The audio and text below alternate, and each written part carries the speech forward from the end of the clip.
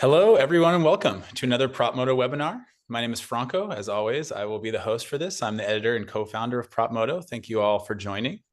Today, we're going to be talking about a topic that is not every real estate person's favorite topic. It's somewhat maligned in the industry, which is rent control. We're going to look at, obviously, the risks and hopefully the opportunities as well that they provide. We're going to talk a little bit about the history of rent control and how it's kind of affected the real estate industries, both around the world and across the country. And talk about how to actually think about rent control markets, how to manage rent control properties, and really get into some of the details about the fine points rather than, I think, the industry likes to just hate on rent control and turn their back towards it. But I think we're going to kind of lean in and realize that it's here to stay, right? That's a lot of cities around the country have no decisions to take them down. So how to kind of navigate in the ecosystem. This is live, and we will be answering questions that you have live. There's a chat that is open. I'd love for some of you that are here to maybe chime in, let us know where you're viewing from and how you came across this. And obviously, if there's anything that you'd like us to cover, any follow-up questions you'd like to have, as long as they're relevant, we will go ahead and try to answer them right away. So please, be on that chat and feel free. Without further ado, I'll go ahead and intro my very distinguished panelists here. First, we have David Meat. He's the principal of Oculus Realty. Hi, David. Thanks for joining. Great to be here, Franco. Next, we have Konstantin Holodilin. He's a senior researcher at DIW Berlin and author of a number of papers about rent control, but particularly a very influential one called Rent Control Effects Through the Lens of Empirical Research. Hi, Konstantin. How are you? Hi, Franco. Well, great. I think before we kind of jump into the fine points of rent control, I'd love to maybe go over a little bit of the history and the kind of the global macroeconomic scope of this, right? This is not an American thing. There are countries that have been doing this for much longer than we've probably even been around. And so I know, when I came across your research, Konstantin, I just thought it was so great because you've pulled in this has been studied for decades now, right? And I think you did a really, really great job of pulling all of the research that had already been built upon and comparing it in a way that I think really helped bring a lot of context for people like myself that aren't necessarily rent control expert, but are definitely interested in how it rolls out in other places. So Konstantin, maybe you can just kind of give us a little bit of a presentation here about your research, and then we can kick off some more stuff about the management. Yeah, sure. Thank you for the introduction. I hope you can see my slides. Looks great. I won't take too much time because it's very valuable, but still I need some visual things to make the whole story more interesting. Well, first of all, rent control is just one of dozens other policies. So the picture here is like goals and trade-offs cross. So you have here different trade-offs between owner-occupied and rental housing. Can you see, by the way, my mouse? Yep. Perfect.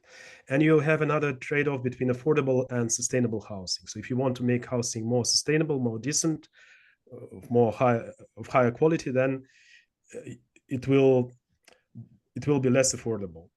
And rent control is among other policies here. So its purpose is to make rental housing more affordable.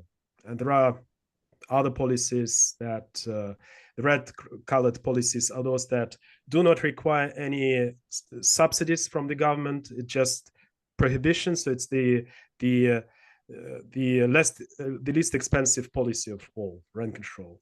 By contrast, you have here social housing or housing allowances, vouchers that cost a lot of money, billions of euros every year, but they pursue the same purpose.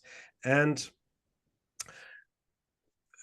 of course, different policies can not only have different goals, but they can also have different side effects, like rent control. So it's major purpose is to make housing more affordable, rental housing more affordable, but it can lead to a number of side effects about which I am writing in my study that Franco just mentioned. Let's focus on rent control. Rent control is not some marginal policy that is present in very specific country. By contrast, we observe rent control in many countries, even now. So here, blue countries are those countries that don't have any rent control, but they had it in the past. And well, gray countries are those countries about which we don't have any information. And then we have these yellow and red colored countries. So red color means typically alarm. So in this case, it stands for the first generation of rent control.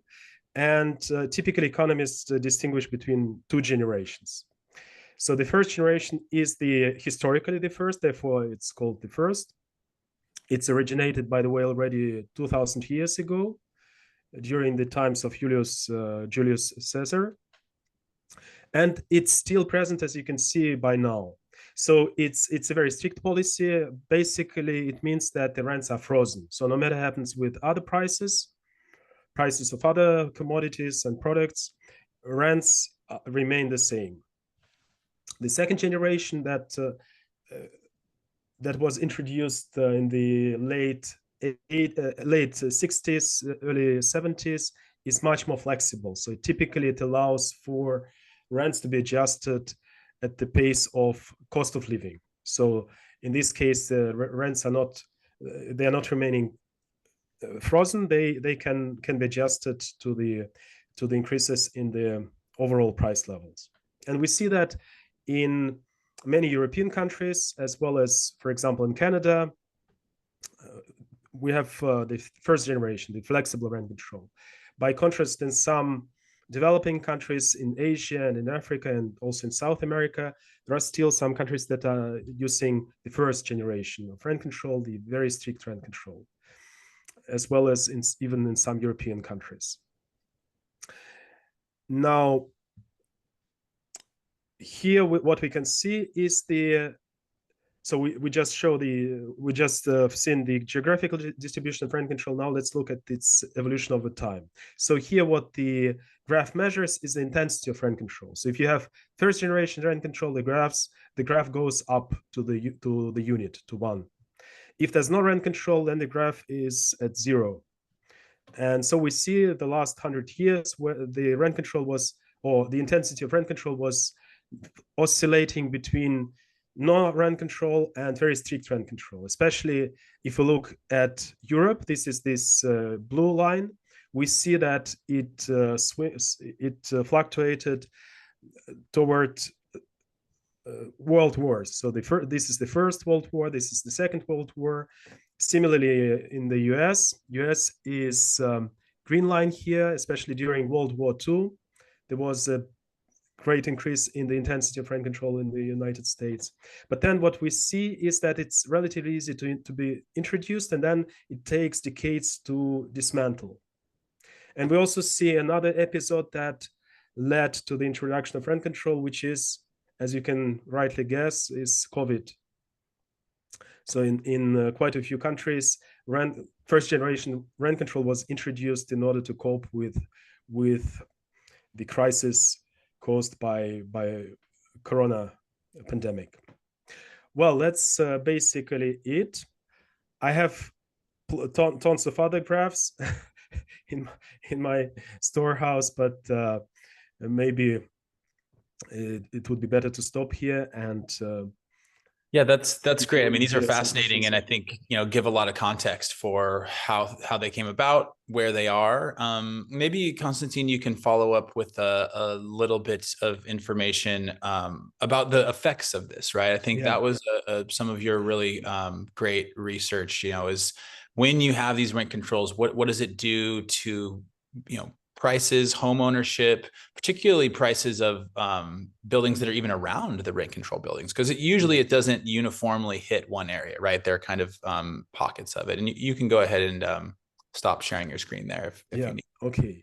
Well, unfortunately, I didn't I didn't show you the most important graph, so I have to explain it without visualization. But anyway, you can check if you wish in my study, which is available online.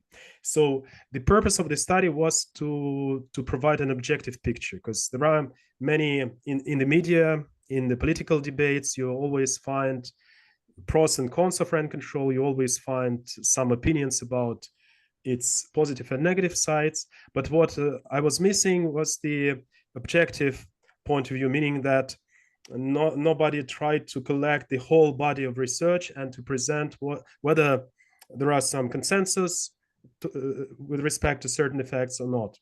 So what I did was simply to do some field work. So I collected as many as possible papers and books and chapters on the empirical effects of rent control, or empirical papers on the effects of rent control. Empirical meaning that they're using some statistical tests in order to see what are the possible effects of rent control. So altogether, I think it's about 200 papers, and it almost exhaustive review of the literature. So what came out of this review? First of all, the rent control is effective, meaning that its purpose is to deliver affordable housing, and it does it. So if we look at the controlled rental dwellings, because you know that rent control typically divides market in two segments. One segment is subject to rent control, and another, for example, newly built housing or small housing, is not subject to rent control. So you have to first specify what are the rents you're looking at. So if these are rent controlled dwellings, then we see that regardless of country, regardless of time periods, we observe that rent control leads to slowdown or even decrease in some cases of controlled rents. However, if you look at non-controlled dwellings or non-uncontrolled rents, then you see just the opposite effect. So you see that rents increase for rents paid for dwellings that are not subject to rent control tend to increase in response to introduction or strengthening of rent control. For example, we did a research for Berlin, and we found out that in Berlin in 2020, rent control, very strict form of rent control, almost first generation of rent control was introduced, and rents within the city, they fell or they slowed down. However, outside of the city, in the immediate neighborhood of the city, the rents increased, because people who are coming to the city or founding new families, they faced a very big shortage of housing, of rental housing, because if you're already in the rent controlled dwelling, you tend not to leave it. You are very good there because rent is very attractive. It doesn't grow, so you better stay there, and therefore it contributes to the shortage of housing. So people who are coming, the newcomers, they don't find enough dwellings, and therefore they have to either pay for newly built dwellings, or they have to go outside of the city, not far away from it. And this creates, of course, an excess demand for this housing and increase in rents. Now we also observe, not we in this study, but the literature in general observes that rent control has negative impact on quality of housing. Actually, it's nothing new. It was known before, but now we can say that the literature really supports it. So these scientifically based literature really supports this claim that quality of housing tends to decrease when rent control is introduced, because the landlords, they have less incentives to maintain housing if they face limitations on the rents of on the rental revenues. We also find a negative effect on housing construction. Although in many cases rent control is accepting newly built housing, so the newly built housing is not subject to rent control, still we observe that there's a negative effect of rent control on housing construction. We also have a negative effect on mobility. And I already mentioned one of the reasons why people prefer to stay in rent controlled dwellings. So they face frozen rents or rents that do not grow at the same pace as the overall inflation. So they prefer not to move. on the one hand, it can be seen as something bad because they don't react to the labor market shocks. Like if you have a higher wage elsewhere, you don't immediately or maybe never move there because you are not sure if you will find an attractive rental price at that place. But it can be also viewed from the positive point of view because people have higher residential stability, so they got already their circle of friends. They have their favorite stores where I don't know, theaters where they tend to go. So they are not obliged to leave their environment to which they got accustomed over the years, and that can be treated as something good. And I hope there are many effects. Actually, there are dozens of effects of rent control, but I'm not going to talk about all of them. So I'll just say a few words about the last major effect, which is the homeownership rate. So the proportion of households that are owners of their dwellings. And paradoxically, rent control leads to an increase of home ownership rate.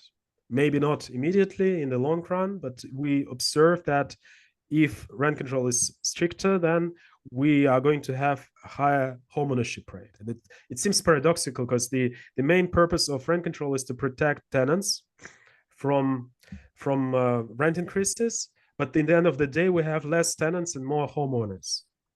And for this, we have two explanations.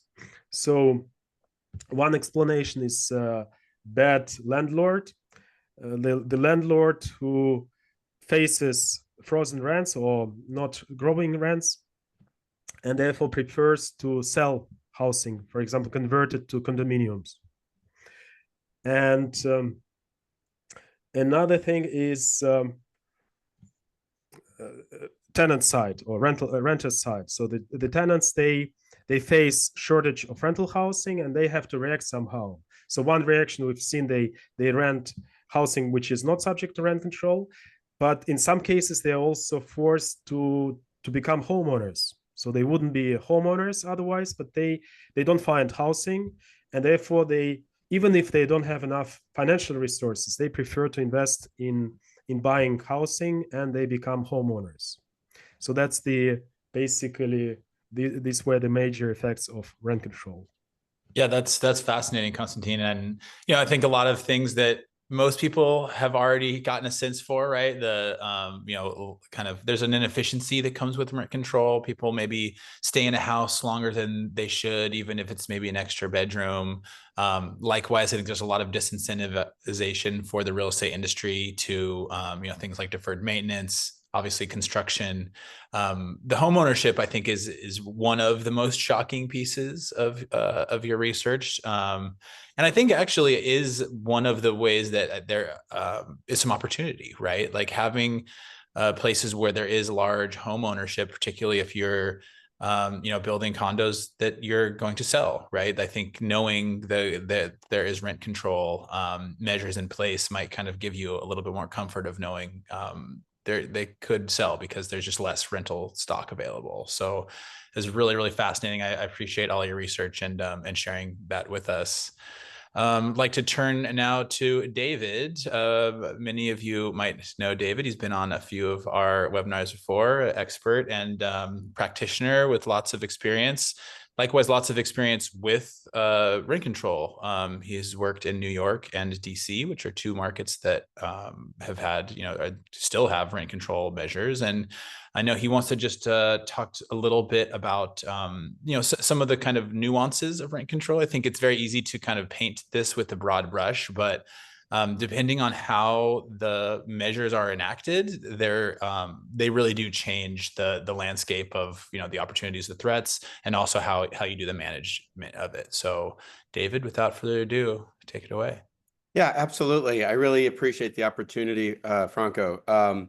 So I've been a 35-year practitioner in property management and development, and the vast majority of my career has taken place in New York City and Washington, D.C., managing rent-regulated apartment communities. And it's a lot of work. But there is a lot of opportunity if you understand how to work the system.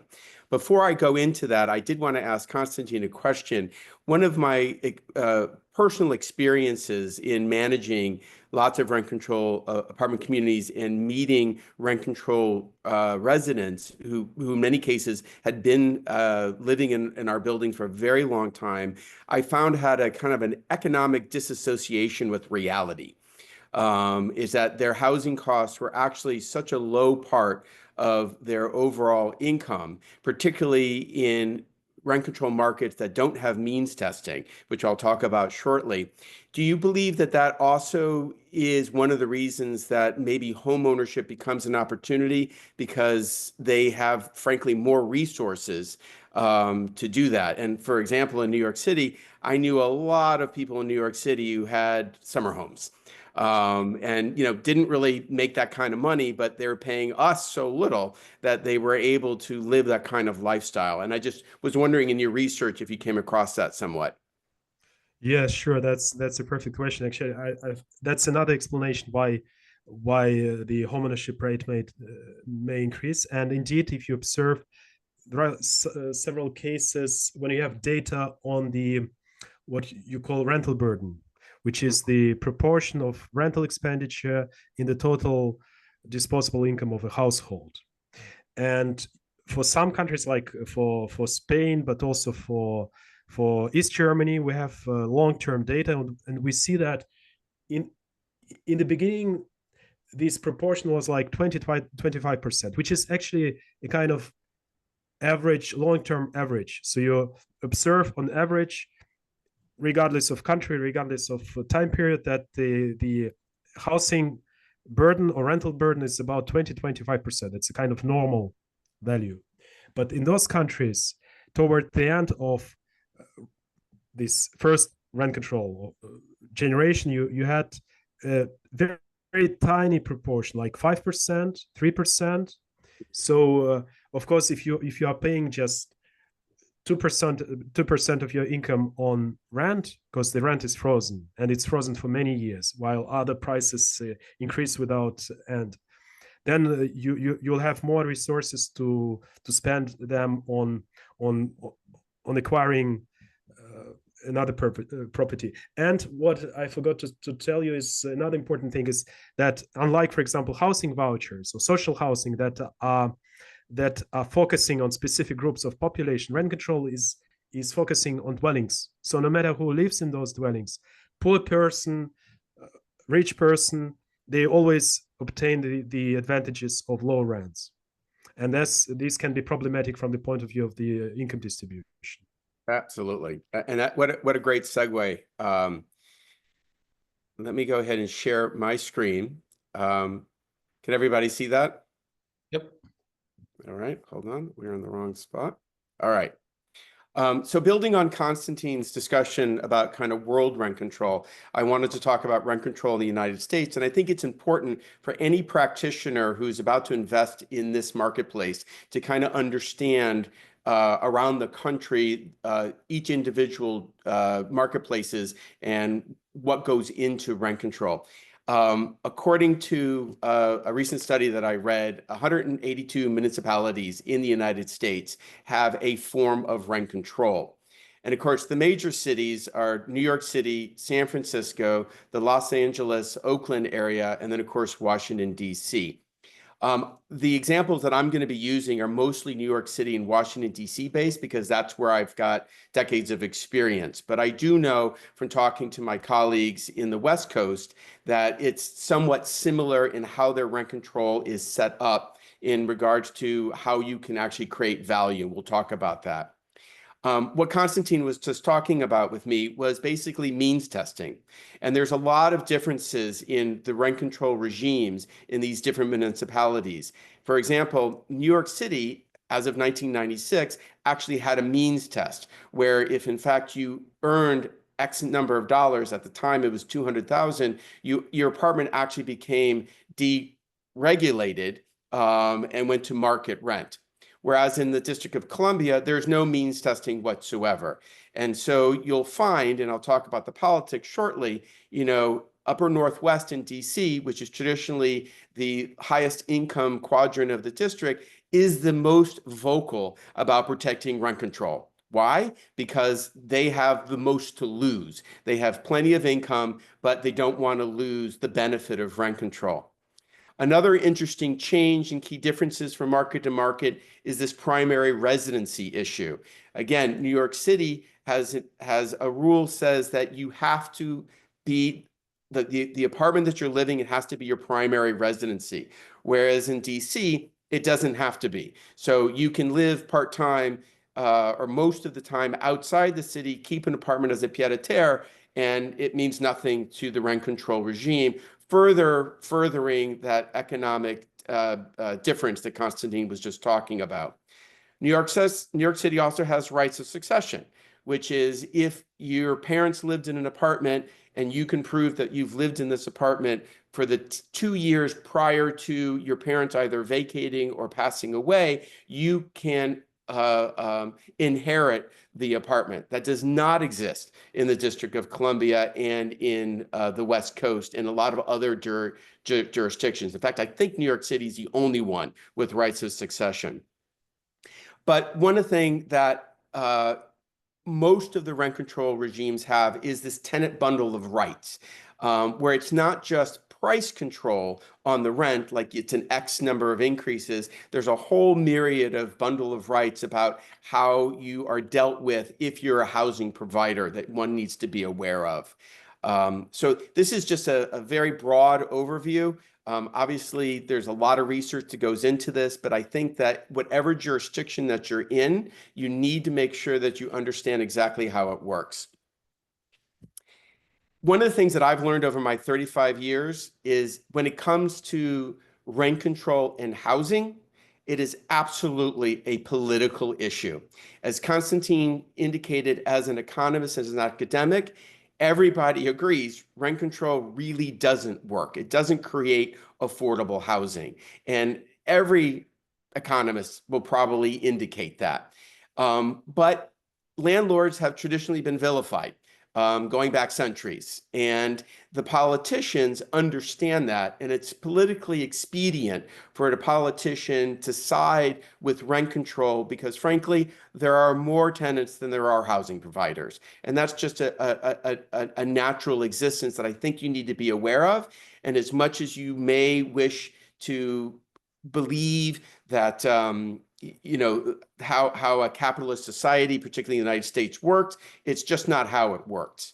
So in order to work well within those markets, you need to understand the tenant organizations that exist in your market, be aware of them. I frankly have gone to many of those meetings to kind of understand what the wants and needs are and the political understanding.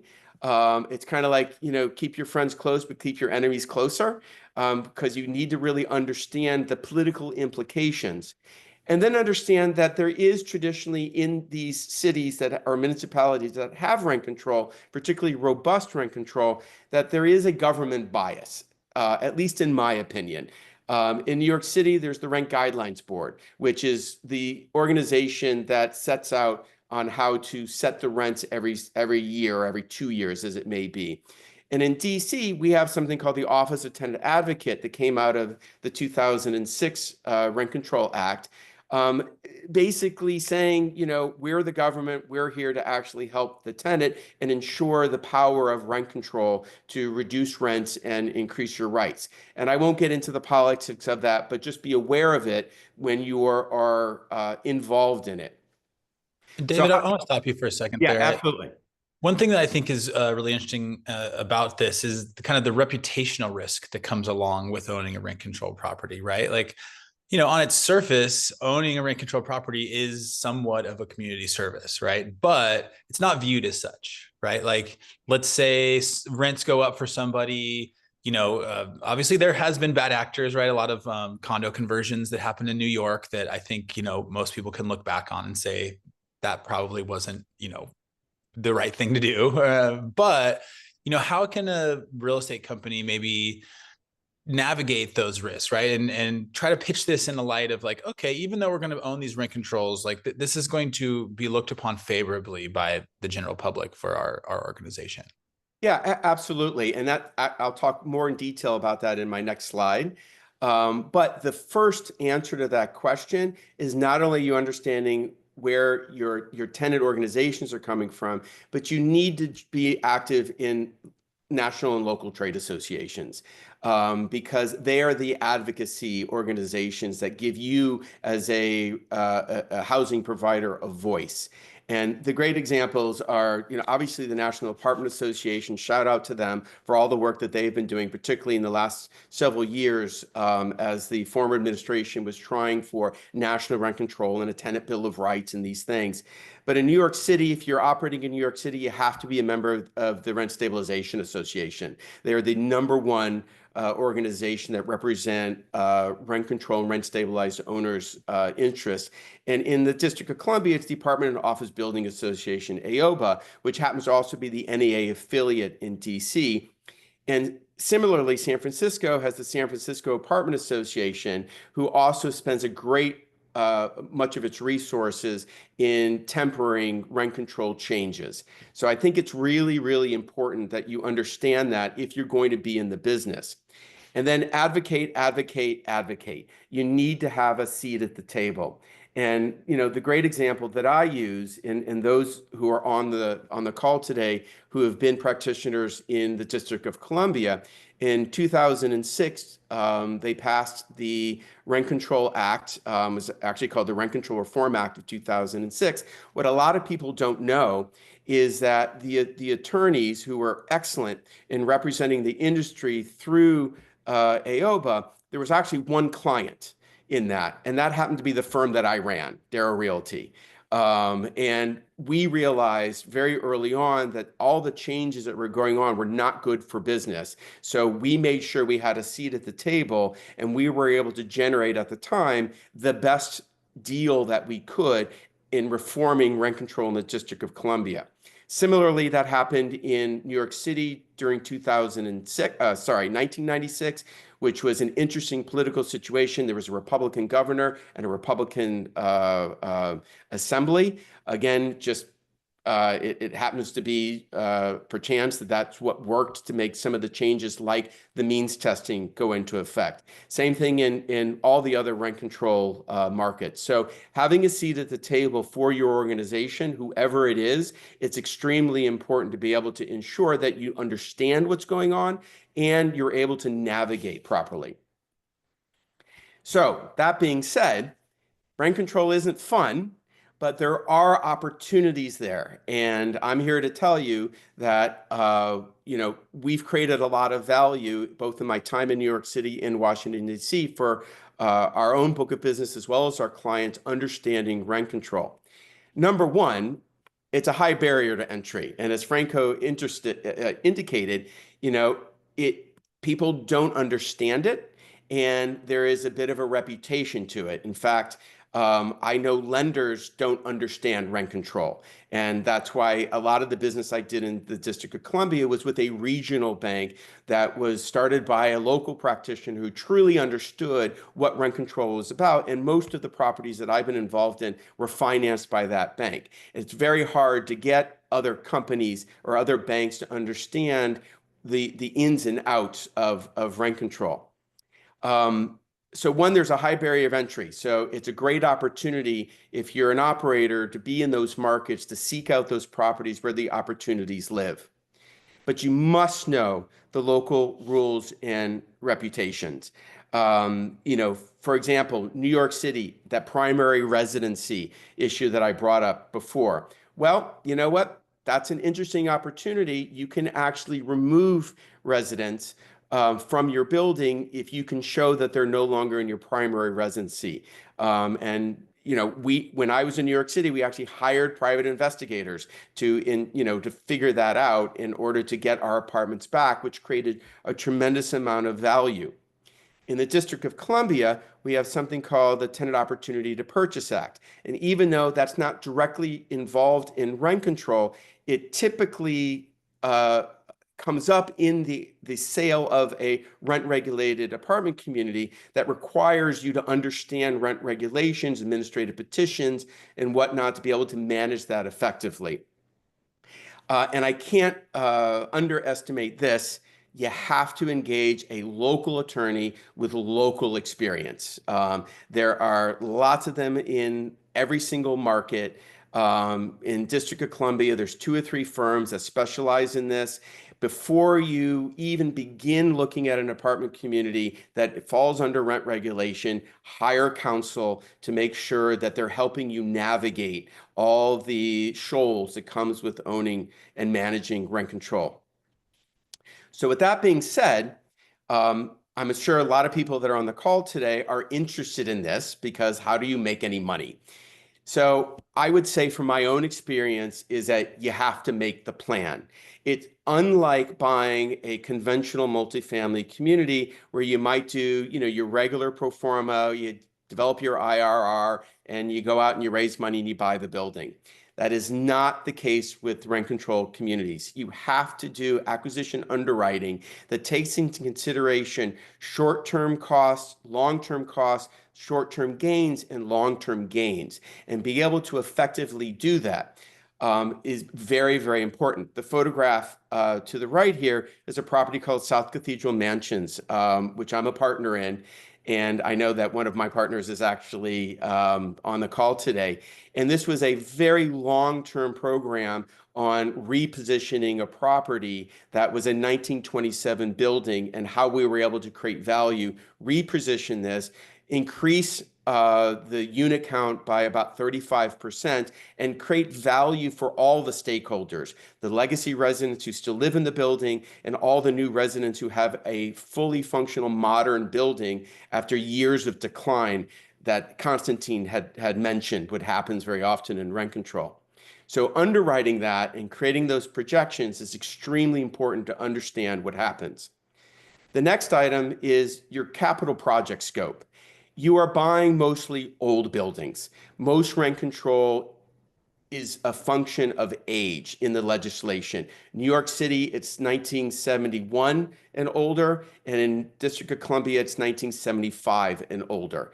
And it seems that it doesn't make quite much sense, because it's an older building, would need the more revenue to be able to upkeep, which again goes to the problem of the housing stock in the older buildings. So you need to make sure that you understand exactly what needs to get done.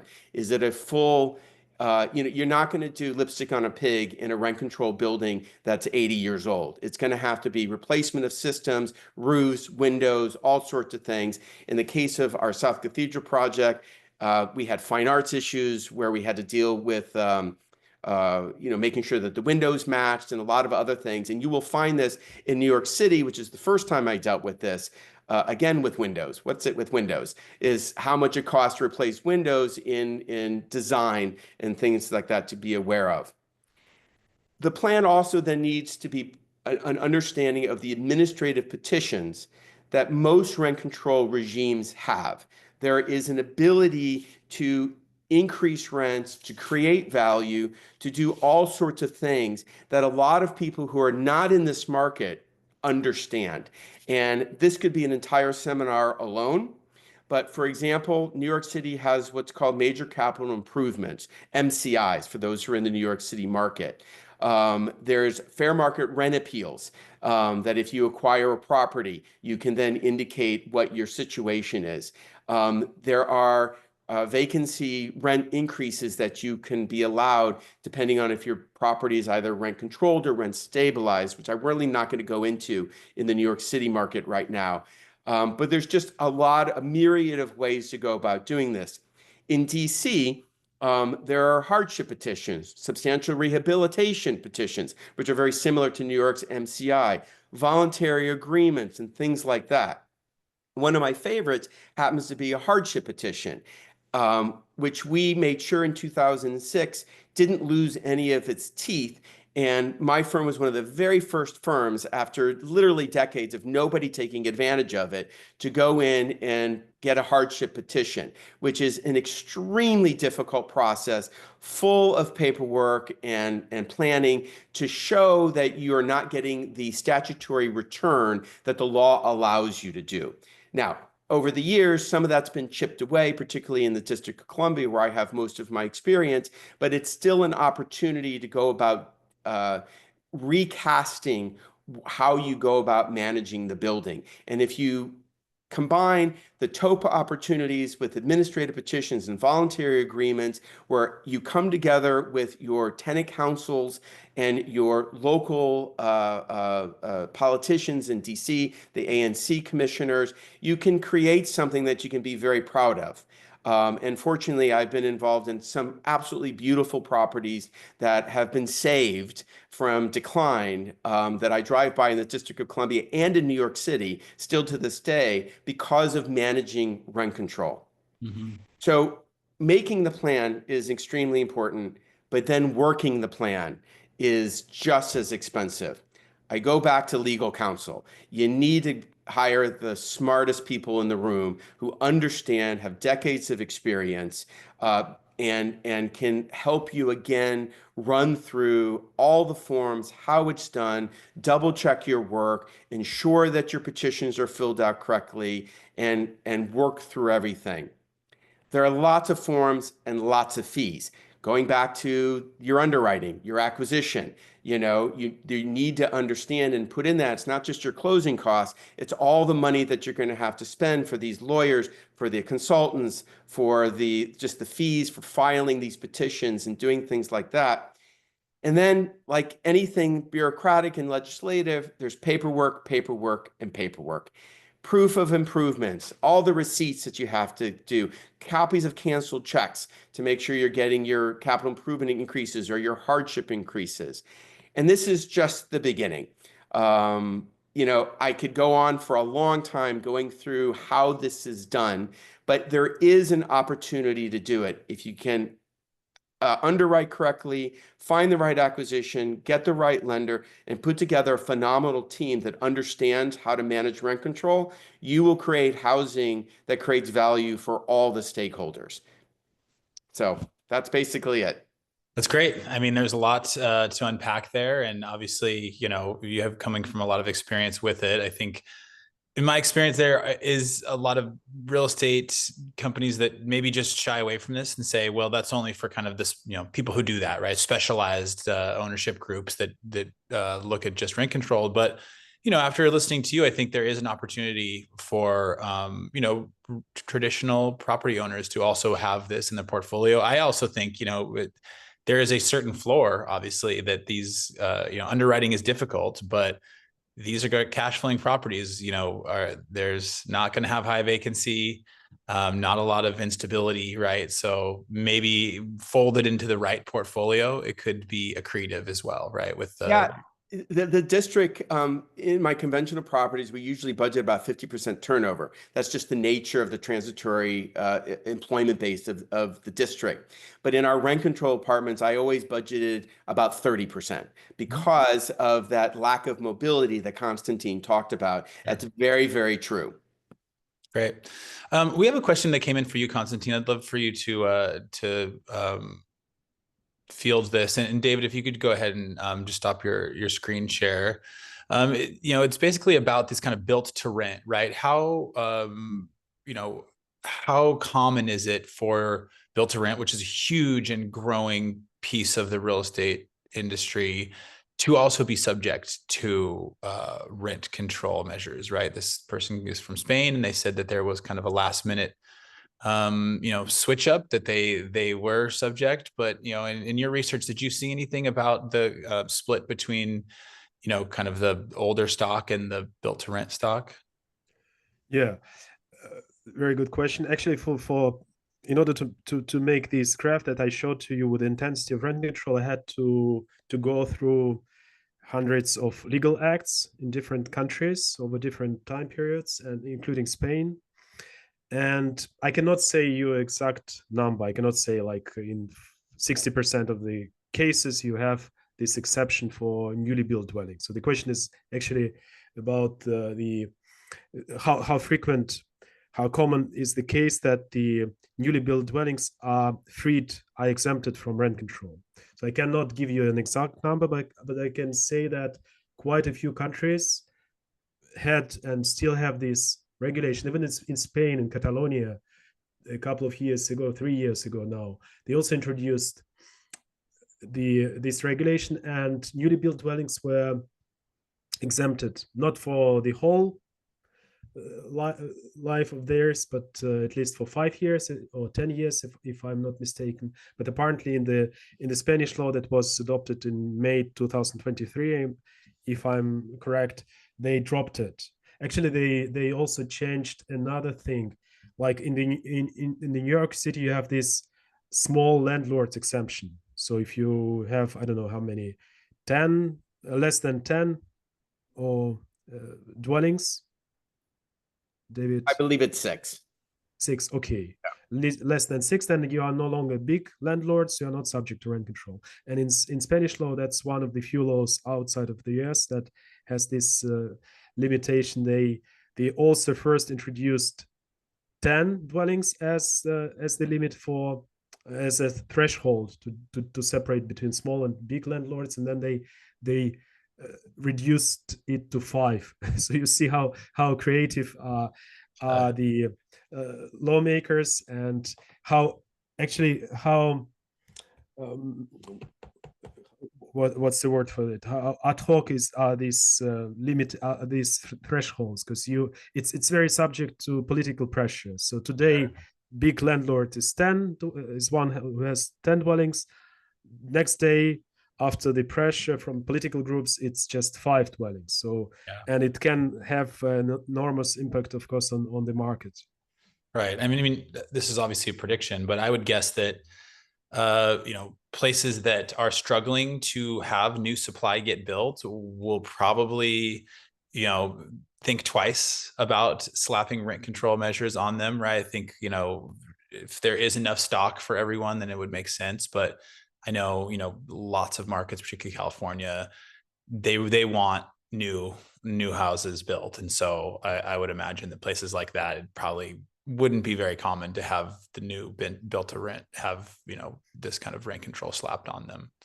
But here, if I may, there's another problem. There's an uncertainty about this definition of newly built housing, because now, for example, in Germany, it's everything which was built after 2014 or since 2014 is treated as newly built dwellings.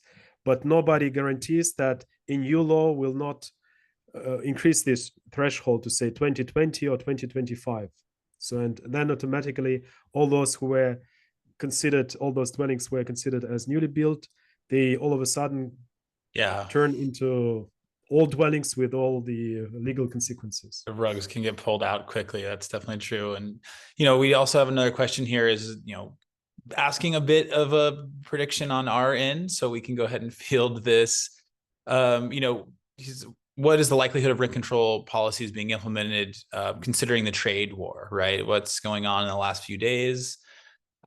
Personally, I don't think that it would matter much. I know most rent control comes from a local level, right? I don't think, there was talk of a, federal renter bill of rights that the Biden administration has pitched. I think that's pretty much dead, right? Yeah. With this administration, I think there's zero chance that would get passed, but there's still plenty of municipalities, right, that are certainly leaning towards rent control. David, interesting to maybe hear your opinion about. The one area, I agree that it's not directly associated, but if the tariffs cause more difficulty in building supplies, which would then limit the ability to build new housing, that'll put contingent pressure on rent. And that is what is then the key to the political pressure to institute rent control. So it's not a direct correlation, but it's a possibility. Great point. Sure, it could end up, exacerbating the affordability problem, which obviously that's the easy button for politicians to push. If is you, rent control, not building more.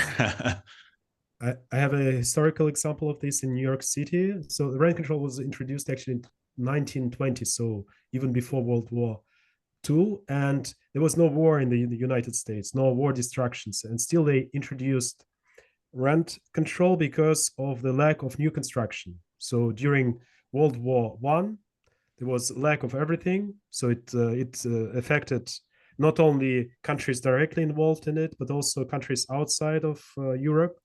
And one of the results was the problems with supply of construction materials, and that had as an impact little housing construction, for example, in New York City, and then as a result, introduction of rent control after World War was over. Yeah, that's absolutely analogous to what's going on now, especially because we get so much of our lumber from Canada, right? And cement from Mexico. I think I read 25% of building materials come from either Mexico or Canada. So we could certainly see those costs go up.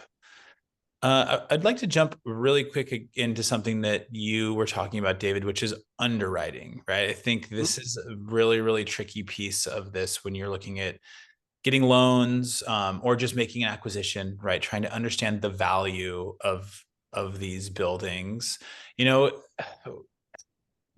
obviously what's happening with inflation, right? The discount rate which you would put on underwriting is probably even more critical. Like if you were going to associate a discount rate with a rent control property, what would you make it right now? I mean, no, it's a hard question with no real understanding of where interest rates are going, but I have no idea, Franco, I won't even really, I can't would even. you make it a premium? Would you give a rental controlled property a higher discount rate if you were underwriting it than a Yes. traditional one? Yes. Yeah, that's what I would think, and maybe 30% more, right? Something like that, 25% more. It's obviously there's the art of Exactly. And yeah, it depends on the market, depends again on everything else going into the building, its location, all the changes that you were able to do within your business plan, which is why I said the business plan is really important. Mhm. And just to that point, as an operator, I'm a big believer that, any good underwriting really has to start at your NOI number. And that means you need to have somebody who has operating experience help you put together that pro forma to make sure that your NOI number is correct so you can meet your DCR, so you can meet your IRRs and things like that. Because a lot of operators who are not familiar, particularly with rent control, are going to be very surprised when they don't meet their numbers. Yeah. I think when a lot of the real estate community is thinking about rent control, they're thinking about, is this going to apply to me, or is this going to be rolled out in a market where I am making acquisitions, right? I'll open this to both of you, but maybe start with you, David. Like, what would some of the warning signs be that maybe rent control measures might be, being considered by politicians, or maybe like, increased the severity of them? I don't have to guess. I can give you examples of, St. Paul, Minnesota, Montgomery County, which is where I live, Prince George's County outside the district. Fortunately, those rent control regimes are really just a price control, just a limit on the kind of increases. The tenant bundle of rights isn't as deep as, say, New York City or Washington, D.C. And I think what happens is, and this goes back to, you need to have a seat at the table. You need to have your ear to the ground on where the politics are going.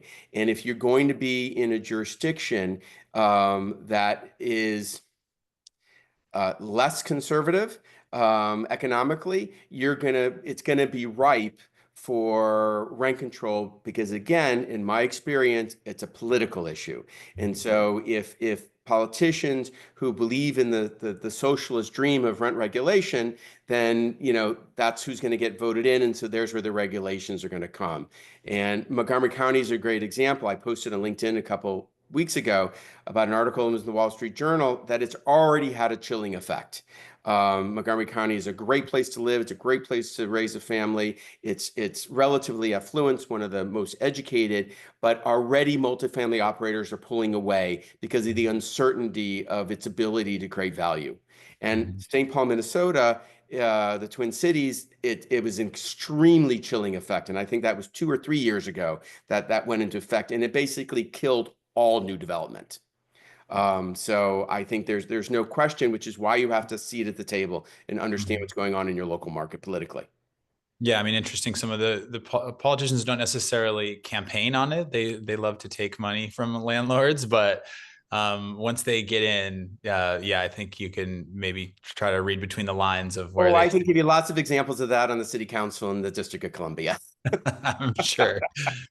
Well, great. I think, really quickly before we end here, I'd love to hear some predictions from both of you about, obviously, David, you can give us some of your local markets. And Constantine, I'd love to maybe hear on a more global perspective. But, where do you think, we've had a red shift here in the US, right? After the last election, I think, people voted more conservative than certainly pundits had anticipated, right? And the political direction of the country, like, do you, David, expect more or less severe rent control measures to be put up? I think rent control, as we all talked about earlier, is hyper local. It really depends on the local jurisdictions, and oddly enough, where rent control, those are all deep, deep blue municipalities. Mhm. You don't actually have rent control in red municipalities. Mhm. And so I don't think that's going to change. I do think as you indicated, the national rent control concept is very much dead in the water. Yep.